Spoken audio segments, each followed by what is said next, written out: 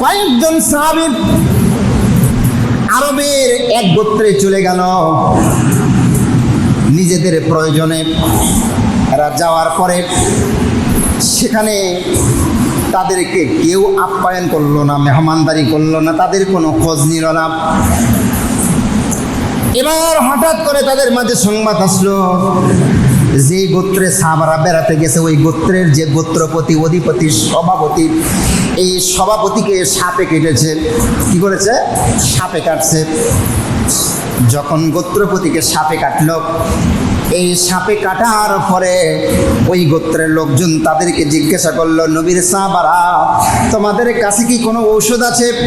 আমাদের গোত্রপতিকে সাপে কেটেছে, এই সাপে কাটার বাঁচার জন্য কি তোমাদের কাছে কোনো ঔষধ আছে?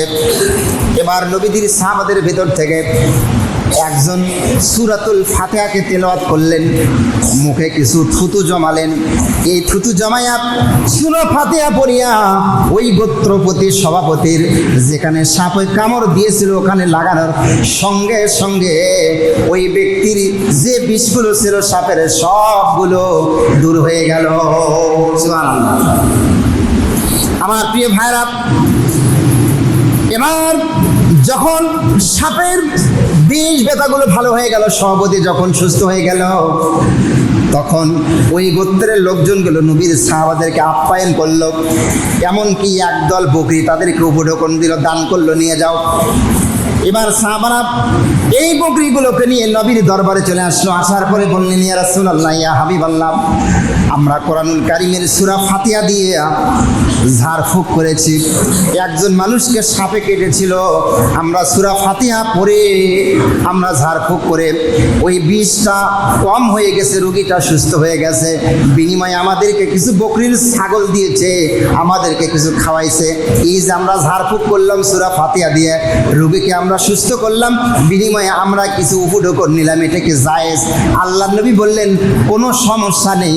এই ঝাড়ফুঁক করে, কোরআন দিয়ে ঝাড়ফুঁক করে তোমরা যে বেদিটা ভালো করেছো, বিনিময়ে বকরির পাল নিয়েছো, খাওয়া দাওয়া করেছো, এতে কোনো সমস্যা নাই। সুবহানাল্লাহ।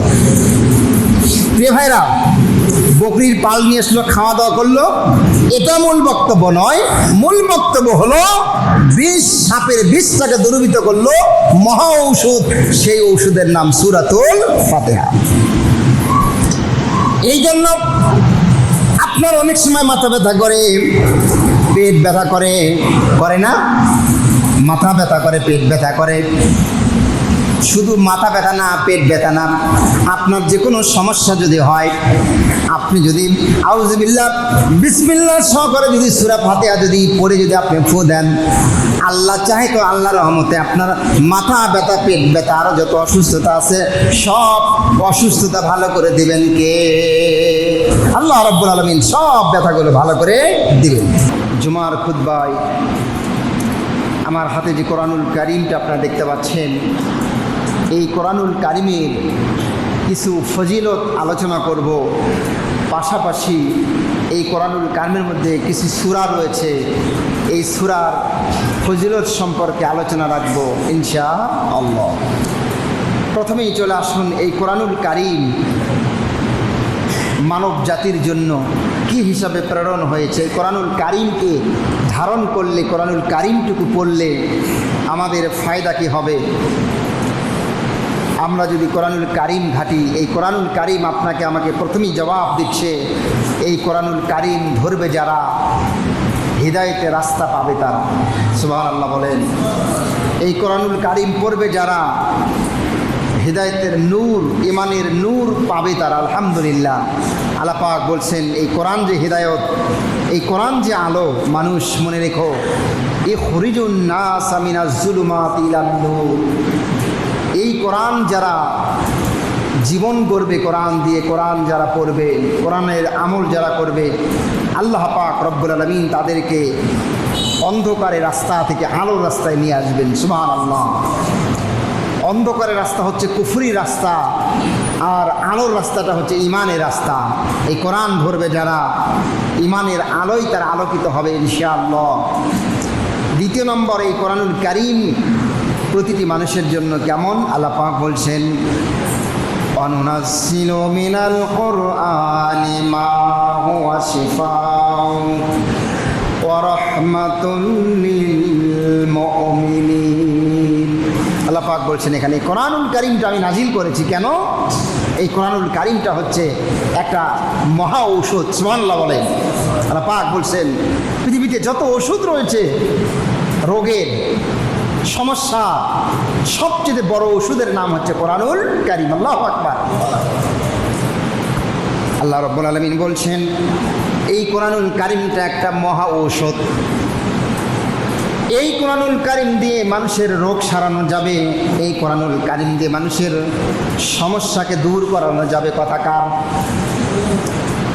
আল্লাহ পাক বলে এই কোরআনুল কারীম যেমনি করে মানুষের জন্য মহা ঔষধ, ঠিক তেমনি করে আমি আল্লাহ পাক বললাম ওয়া রাহমাতুল লিল মুমিনিন, এই কোরআনুল কারীমটা হচ্ছে মুমিনদের জন্য রহমত স্বরূপ। সুবহানাল্লাহ। প্রিয় ভাইরা আমার, এক নম্বর কোরআনুল কারীম আমাদের জন্য আলোর রাস্তা, ইমানের রাস্তা। দুই নম্বর কোরআনুল কারীমটা আমাদের জন্য মহা ঔষধ। তিন নম্বর কথা আল্লাহ পাক বলছেন আল্লাযীনা আমানু ওয়া তাতমাইন্নু কুলুবুহুম বিযিকরিল্লাহ আলা আলা বিযিকরিল্লাহি তাতমাইন্নুল কুলুব। সুবহানাল্লাহ। আল্লাহ পাক বলে হে ইমানদারেরা, ইমান তোমরা যারা এনেছ ওই ইমানদারদের লোকদেরকে আল্লাহ পাক ডেকে ডেকে বলে ইমানদার মানুষেরা তোমরা শোনো। আল্লাহ পাক বলছেন মনে রেখো ওয়া তাতমাইন্নু কুলুবুহুম বিযিকরিল্লাহ, এই জিকিরের মাধ্যম দিয়ে, এই কোরআনের মাধ্যম দিয়ে যারা কোরআন দ্বারা ধরবে, যারা কোরআন যারা পড়বে, কোরআন দ্বারা জীবন গ্রহণ করবে, আল্লাহ পাক বলে এই কোরআনের অপর নাম হচ্ছে জিকির। এই জিকিরটা যারা ধরবে আল্লাহ পাক বলে তাদের মনের যত অশান্তি আছে সব অশান্তিগুলো এই কোরআন নামক জিকির দিয়ে আল্লাহ পাক রব্বুল আলামিন দূর করে দিবে। আল্লাহু আকবার।